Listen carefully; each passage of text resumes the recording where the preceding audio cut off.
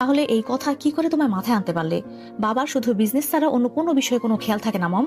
আর আমার রাজনীতির জন্য এই বিয়ে দরকার। সো তাই সবাই নিচে আসো, বিয়ে শুরু হবে। হানিয়া বেগম আর জাকিয়া অনেক চেষ্টা করলেন নিহানকে বোঝাতে, কিন্তু সে শোনেনি। নিহান বিয়ের আসরে গিয়ে বসে যায় আর বডিগার্ড মিহির হাত পা বেঁধে নিয়ে আসে। মিহি নড়াচড়া করতে থাকে, কিন্তু কাজী বিয়ে পড়াতে থাকে। কাজী যখন মিহিকে কবুল বলতে বলে, তখন ওর মুখের বাঁধন খোলা হয়। মিহি বলে, আমি এই বিয়ে করতে চাই না, করবো না বিয়ে। নিহাল একটা বন্দুক বের করে মিহির মাথায় ঠেকিয়ে বলে, তাড়াতাড়ি কবুল বলুন, না হলে এই নিহাল শিকদার কি করতে পারে সেটা কিন্তু আপনি জানেন না। কবুল কবুল কবুল। বিয়ে শেষ হয়। নিহান আর মিহিকে গাড়ি করে তাদের বাসায় নিয়ে যাওয়া হবে, কিন্তু মিহির টেনশন মাথায়। মিহির বাবা যে খাটাস আর রাগী, যদি জানতে পারে সে বিয়ে করেছে, তাকে না জানিয়ে মেরে ফেলবে তাকে।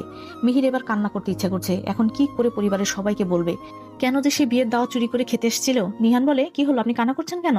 আপনার তো অন্য সব মেয়েদের মতো বিদায় হচ্ছে না। সো এসব নাটক বাদ দেন। মিহি রাগী চোখে তাকায় নিহানের দিকে। লোকটা তার এত বড় সর্বনাশ করলো আর এখন বলছে নাটক করছে। মিহি বলে, আপনি কি বুঝবেন আমি কেন কান্না করছি?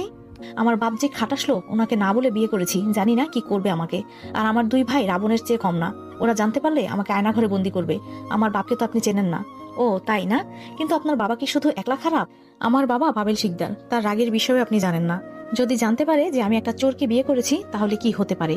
শুধু বাড়িতে যান, তারপরে বুঝবেন আসলে আমার পরিবারের মানুষ কেমন। তাহলে বিয়ে করতে গেলেন কেন আমাকে? বিয়ে বাড়িতে কি অন্য কোনো মেয়ে ছিল না? চোখ কি আপনার অন্ধ যে শুধু আমাকেই দেখতে পেয়েছেন? না, আমার চোখ অন্ধ না, কিন্তু আপনার জন্য নিয়া পালিয়ে গেছে। যদি আপনি বসে না থাকতেন, তাহলে অনেক আগে নিয়াকে খুঁজে বের করে ফেলতাম। সো ভুল যখন আপনি করেছেন, সুতরাং শাস্তিও আপনিই পাবেন।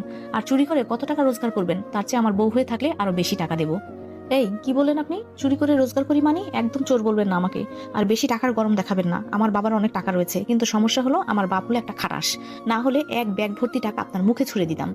এক ব্যাগ টাকা মুখে ছুড়ে ফেলতো। চোরের মায়ের বড় গলা। কি বললেন আপনি? চোর বলবেন না আমাকে। চুপচাপ মুখ বন্ধ করে থাকেন। আপনার সাথে তর্ক করার মন মানসিকতা আমার নাই। আর যদি আরেকটা কথা বলেন না, আবার কিন্তু হাত পা বেঁধে রেখে দিব বলে দিলাম। সো একদম চুপ। মিহি বাধ্য হয়ে চুপ হয়ে বসে থাকে, কিন্তু এরকম একটা বদরাগী আর ঝগড়াটে লোকের সাথে সারা জীবন কি করে থাকবে সে? নিয়া আর রায়ান পালিয়ে গিয়ে শহরের বাইরে একটা হোটেলে আশ্রয় নেয়। ওরা রুমে ঢুকে ফ্রেশ হতে ওয়াশরুমে যায়। রায়ান বাইরে আসে আর ফোন কল দেয়। হ্যালো, কাজ হয়ে গেছে। নিয়াকে নিয়ে আমি দূরে চলে এসেছি, তুমি যেমন বলেছিলে। কিন্তু এখানে একটা সমস্যা হয়ে গেছে। নিহান সেই চোর মেয়েকে বিয়ে করেছে। মানে যে মেয়েকে মিথ্যা কথা বলে বিয়ের আসরে বসানো হয়েছে, তাকে বিয়ে করেছে।